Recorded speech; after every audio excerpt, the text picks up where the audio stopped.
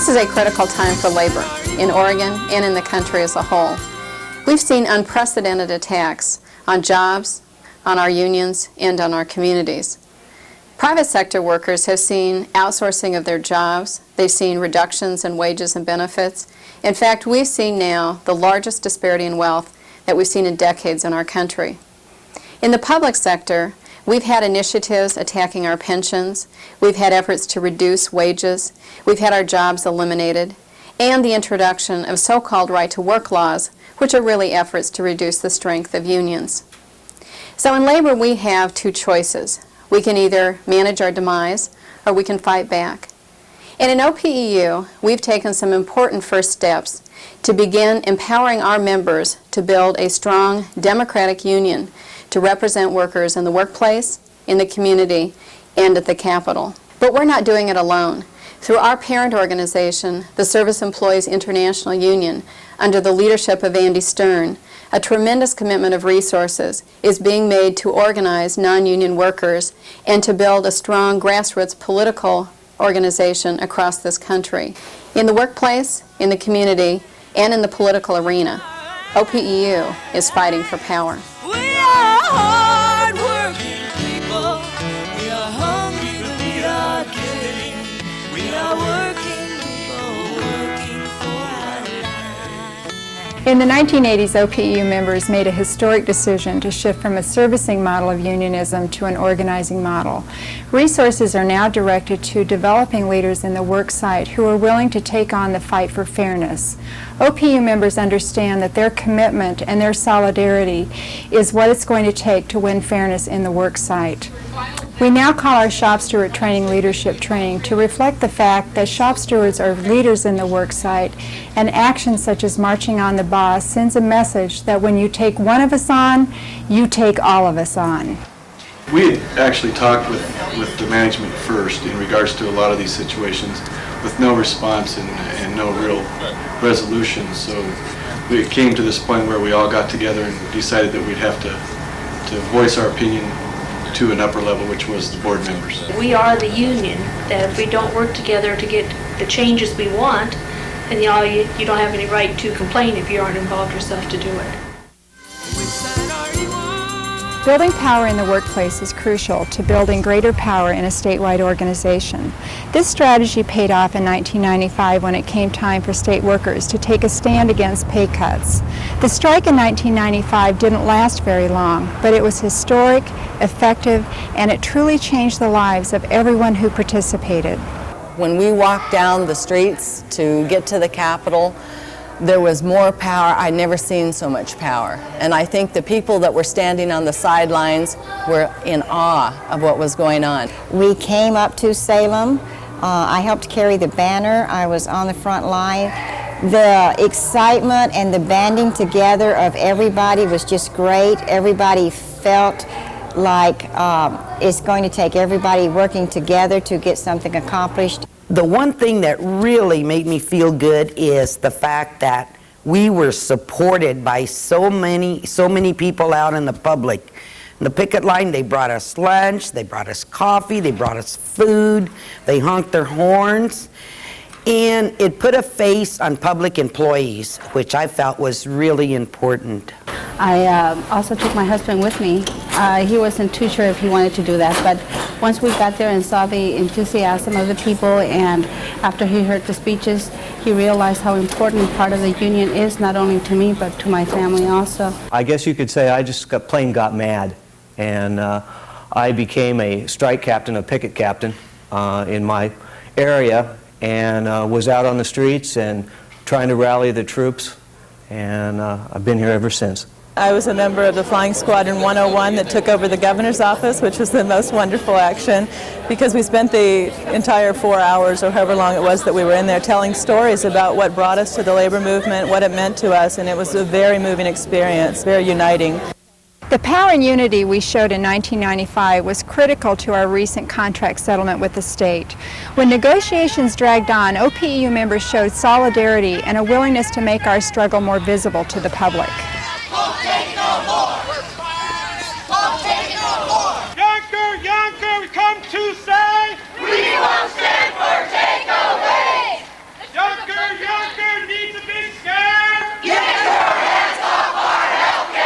There's a lot of full-time state employees right now that make so little because of the 4-year wage freeze on cost of living increases that we qualify for food stamps, we qualify for housing assistance, and if this goes through, we'll probably qualify for health assistance, health care assistance. I'm one of those people, in case Mr. Juncker wants to deny that there are any people like that. I'm a state employee, I work hard for the state, I train hard for the state, I'm ambitious, and I want to get paid what's rightfully mine. So do the rest of us. If you can pass along to Mr. Juncker our concerns, I hope you can also pass along to Mr. Juncker the emotion of this crowd here. We will not stand for it. We'll see him in May. We'll see him in June. We'll see him July 1st. We'll see him in the streets. We'll Which side are you on? External organizing is a critical part of our union's mission.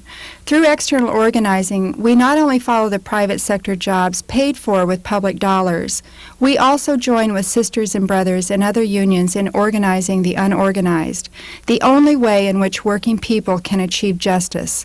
And justice is at the heart of one of our biggest organizing drives to date. It's a low-paying job, 24 hours a day. I use a Hoyer lift to get them up after I get them dressed. And it takes about 15 to 30 minutes to get him up because he can't do anything for himself. More than 9,000 home care workers around the state care for senior and disabled Oregonians. They provide personal care, meal preparation, assistance with medication, money management, shopping, and housekeeping. Home care workers have saved the state over $500 million since 1981. But these savings come at a cost. These workers are underpaid. They struggle in poverty-wage jobs without health care or any other benefits. Vulnerable people providing services to vulnerable people. It's a very hard job, but I believe it's very important. I've been having a lot of jobs so far, a lot of different kind of work, but this one is the one that I think is the most important. And it's one of the less paid, but it's the one that's more valuable for me. My daughter became very ill. She has a viral meningitis. So my bill comes up to $8,000. In this job that I have, the home care, I have no benefits.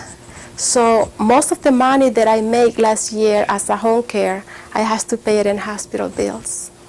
I know health insurance is a big issue in my life because I'm getting up to the age, well, I'm in my 50s and I'm kind of worried about the future. If something happened to me, what would happen to Ray? OPEU members are organizing with home care workers to bring dignity and respect to these workers and to the people they care for. The way I see it now is that the state looking at us, home cares, as non-important job. So that motivated me when somebody talked to me about the union. That it's good. It's good. It's like we're not alone. It's like somebody for, at least somebody is really thinking that this job is a job that has a lot of dignity involved. The Perry Center is Portland's oldest private nonprofit child care agency. Workers at the Perry Center care for emotionally disturbed children. Low pay, high turnover, and poor working conditions caused workers to organize with OPEU. Despite an overwhelming election victory, management refused to recognize the union. Perry Center workers and OPEU members fought back, and the community joined us.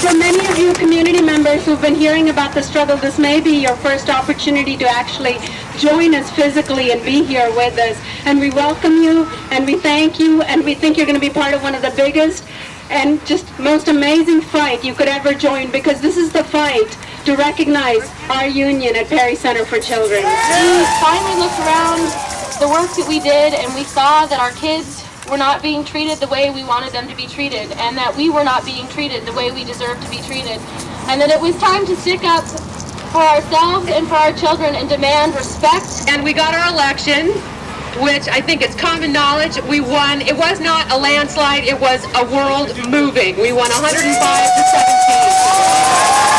These workers have come to the table with such courage, such integrity, and the board of directors of OPEU, the members, the organizers within OPEU, we're standing solid behind you all the way. We're proud of you, and we're proud to stand together with you. Thank you.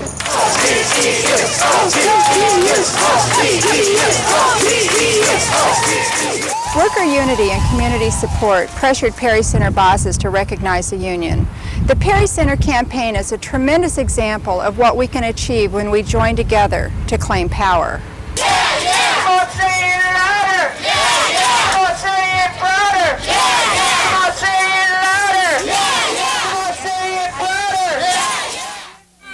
Which side are you on? From the work site to the community to the state capitol, our union is about building power. We recognize that many of the attacks against public employees are waged in the legislative arena. We're fighting these attacks and promoting a pro-worker agenda through grassroots efforts like Lobby Day, home district lobbying, and our 2 Cents campaign. We have a very good opportunity to have influence over our own lives as long as we are organized. And that's particularly why the 2 Cent campaign is important. Contributing the 2 cents makes sure that our legislators know that they are accountable to us and helps us to have good pro-labor people in the legislature. And if we were to increase our contributions voluntarily, we would be much more effective, and we could actually go more proactive and put the Bill Sizemores and the Lauren Parks on the defensive. There are folks that are very mean-spirited out there. They are in positions of power, and they're not our friends. They're out to do us damage if they can. And we need to stop that. And one way to stop that is to fight them at the polls. We are hard-working people. We are hungry, but we are giving. We are working people, working for our lives. What is OPEU? 23,000 members strong, we're a diverse mosaic of Oregon workers. From Lakeview to Portland, from Florence to Ontario. We fix potholes, we take care of the elderly, the poor, the physically challenged. We take care of the landscaping at 7 universities. There is dignity in the work that every member does, and we believe our diversity is our strength, and our unity is our power. If you want to have power, then you need to take control to a certain extent. And if you're not willing to take control, then you're letting someone else dictate to you. And that's not a way to live. I volunteer my time with the union in as much as I can. I appreciate what they can do for me, and I'd like to show what I can do for my brothers and sisters as well. Paying your dues isn't enough because you are the union, and if you just dump your money in and expect everybody else to do it, and everybody has that attitude, then nobody does it. So you have to be active, or proactive would be the better word, and you need to take a stand. We need to move forward and become proactive and be a voice for all workers.